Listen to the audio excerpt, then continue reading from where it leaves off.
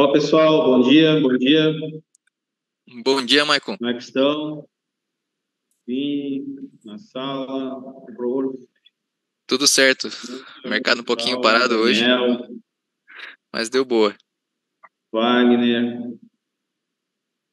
E aí, mano? Bom dia. Tudo certo, cara? Tudo de boa. Bom dia.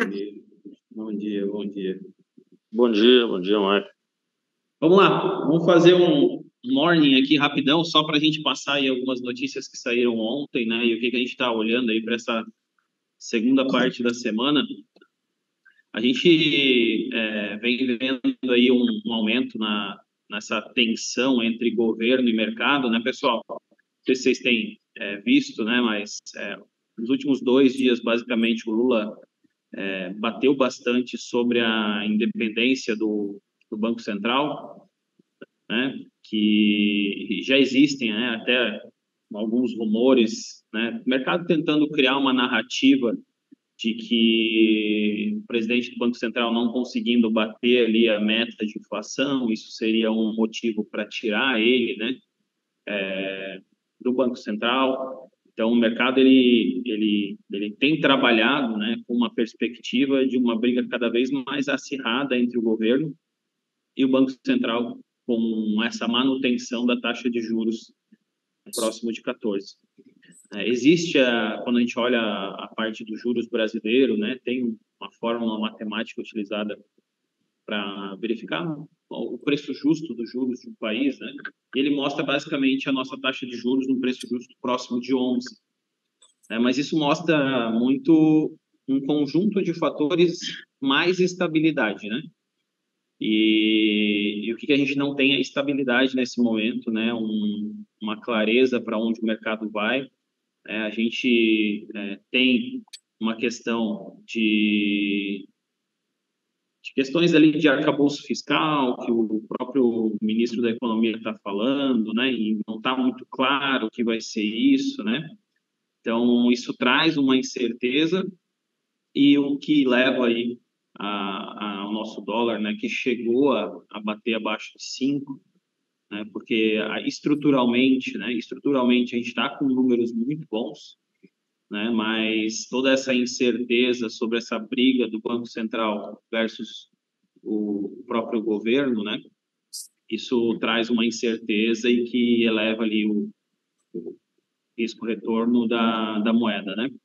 Então, a gente já viu, por um exemplo, né, o governos querendo baixar a taxa de juros simplesmente, né, porque querem, né, eu vou baixar a taxa de juros porque não é um juro alto que está certo. A gente já viu isso acontecer na Turquia, a inflação explodiu, né? Não é uma manobra utilizada em países que funcionam, né? E cada vez mais vem sendo defendida ali uma quebra de taxa de juros, né? Um corte de taxa de juros pelo governo, né? Isso traz muita incerteza. Então a gente tem que cuidar e acompanhar isso, né? Principalmente porque isso traz volatilidade, acaba sendo bom. E a gente teve 3 fatores aí ontem, né? Ontem para anteontem, que foram fatores corporativos muito bons.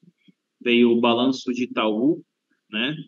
Registrou aí um lucro recorrente muito bom, né?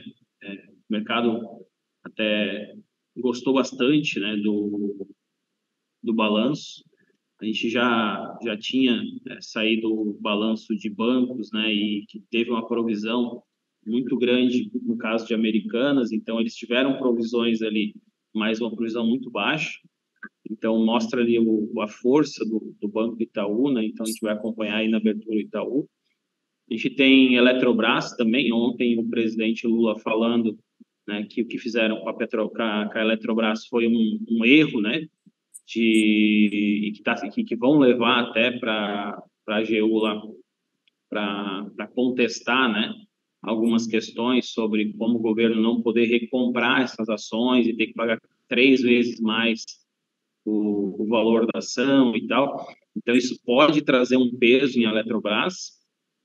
E a gente tem um fator também que foi em Gol, né, que saiu ontem, que a holding, né, que foi criada para organizar a Gol e o grupo, demonstrou ali um aporte de aproximadamente, se eu não me engano, 400 milhões de reais, que vai dar uma liquidez, né, para a empresa, né, reformar a frota e manter um nível de dívida, né, que ela consiga se tornar um pouco mais tranquila para os próximos 2 anos.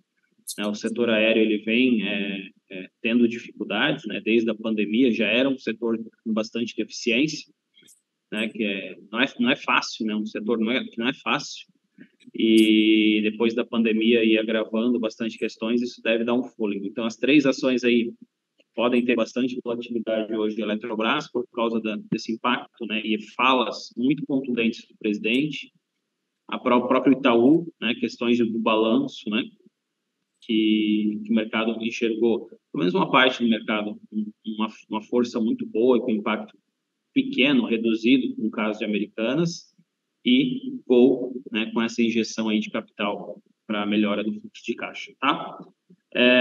Fora isso, o mercado ainda vem acompanhando a questão do Fed, né? A gente teve a super quarta na semana passada, né, com um aumento de taxa de juros, mas ainda durante o dia a gente vai ter diversos membros do Fed falando, né? Então, essas falas de membros do Fed fora da ata, elas podem mostrar a possível condução para frente, né? São pequenos, na verdade, as pessoas vão pegando fragmentos e criando um contexto para tentar entender, né? E isso pode aí trazer uma movimentação para o dólar, tá bom?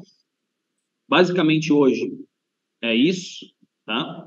O mercado ali tá um pouco mais lateral mesmo, né? Ontem, segunda e ontem também o mercado um pouco lateral. A gente conseguir manter o stop curto, né? Cuidar da nossa carteira, buscar uma diversificação. Eu vou aproveitar para vocês e vou trazer um convite.